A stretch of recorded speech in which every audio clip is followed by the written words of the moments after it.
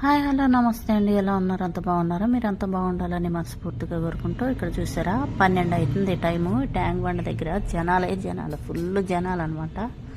చూడండి ఎంతమంది వస్తున్నారు. వినాయకుడి చవితి కదా, అందుకని చూడటానికి కానీ అందరూ వస్తున్నారు అనమాట. ఇక్కడ చూడండి ఎంత కలర్ఫుల్గా ఉందో. హంసవాహనం మీద స్వామివారిని ఊరేగిస్తూ తీసుకొస్తున్నారనమాట.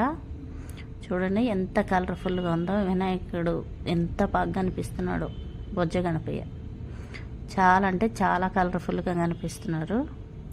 ఫస్ట్ టైం మన ఛానల్ ఎవరైనా చూస్తున్నట్టుంటే లైక్, షేర్, సబ్స్క్రైబ్ చేసుకోండి. ఇక్కడైతే ఫిలిం నగర్లో ఉన్న ఎన్టీఆర్ గారు ఇల్లు అనమాట. ఇక్కడ ఆ పక్కనే సుమా గారి ఇల్లు ఉంది. ఆ సుమా గారింటి పక్కనే మోహన్ బాబు గారి ఇల్లు ఉంది. చూసుకోవచ్చు మీరు గేటు. మోహన్ బాబు గారి ఇంటి దగ్గర నుంచి లైటింగ్ వేసారనమాట ఫిలిం నగర్లో. ఇక్కడ ఫిలిం నగర్లో డౌన్ దాకా వేసారు ఈ లైటింగు. అక్కడ వినాయకుడిని పెట్టారనమాట. అక్కడ బొమ్మను తీసుకొచ్చి పెట్టారు. ప్రతి ఇయర్స్ పెడతారు అక్కడ. కానీ లైటింగ్ అయితే మటుకు సూపర్గా వేస్తారు. రోడ్డు అంతా కూడాను.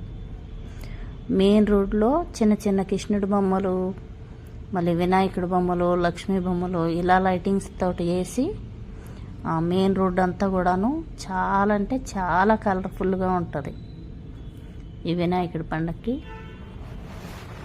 చూడండి ఎంత కలర్ఫుల్గా కనిపిస్తుందో. మేము చాలా దూరం ఉంటుంది అనమాట. ఇక్కడ మెయిన్ రోడ్ నుంచి ఆ చివరి దాకా డౌన్ దాకా ఉంటుంది. చాలా అంటే చాలా దూరం ఉంటుంది. నడిచి చూపించాలంటే చూపించలేము, అంత దూరం ఉంటుంది అనమాట. చూడండి లైటింగ్స్ ఎలా ఉన్నాయో. రోడ్ అంతా కూడా చాలా అంటే చాలా కలర్ఫుల్గా ఉంటుంది. అన్ని మండపాలేనమాట.